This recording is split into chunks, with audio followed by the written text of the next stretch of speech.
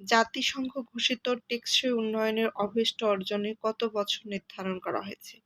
জাতিসংঘ ঘোষিত টেকসই উন্নয়নের অভীষ্ট এসডিজি অভীষ্ট অর্জনের সময়কাল ধরা হয়েছে ১লা জানুয়ারি ২০১৬ থেকে ৩১ ডিসেম্বর ২০৩০ সাল পর্যন্ত, মোট ১৫ বছর।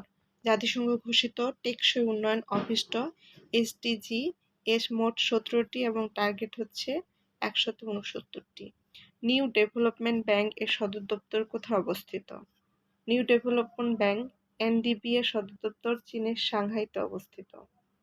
এটি ২০১৪ সালে বিআরআইসিএস জোট কর্তৃক প্রতিষ্ঠিত হয়। এশিয়ার দীর্ঘতম নদীর নাম কি? এশিয়ার দীর্ঘতম নদী হল চীনের ইয়াংসিকিয়াং নদী।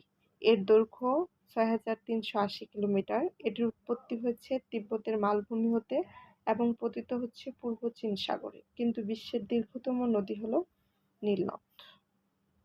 ভূমধ্যসাগর ও আটলান্টিক মহাসাগরের মধ্যে কোন প্রণালী অবস্থিত?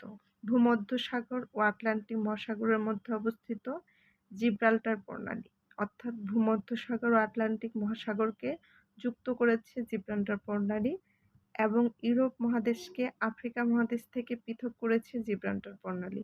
অন্যদিকে পারস্য উপসাগর ও ওমান উপসাগরকে যুক্ত করেছে হরমুজ প্রণালী। মর্মর সাগর ও কৃষ্ণ সাগরকে যুক্ত করেছে বসফরাস প্রণালী। এজিয়ান সাগর ও মর্মর সাগরকে যুক্ত করেছে দার্ডেনালিস প্রণালী। বিশ্ব পরিবেশ দিবস কোন তারিখে পালিত হয়?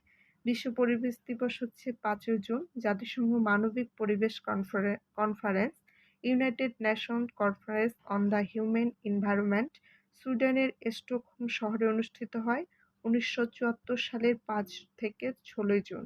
সেই সম্মেলনে ৫ জুনকে বিশ্ব পরিবেশ দিবস হিসেবে ঘোষণা করা হয়। আইসিসি ক্রিকেট বিশ্বকাপ ২০১৯-এর খেলোয়াড় উইলিয়ামসন কোন দেশের খেলোয়াড়? উইলিয়ামসন ছিলেন নিউজিল্যান্ডের খেলোয়াড়। তিনি ২০১৯ সালের বিশ্বকাপ ক্রিকেটে সেরা খেলোয়াড় হিসেবে ম্যান অব দ্য টুর্নামেন্ট পুরস্কার জিতেছিলেন।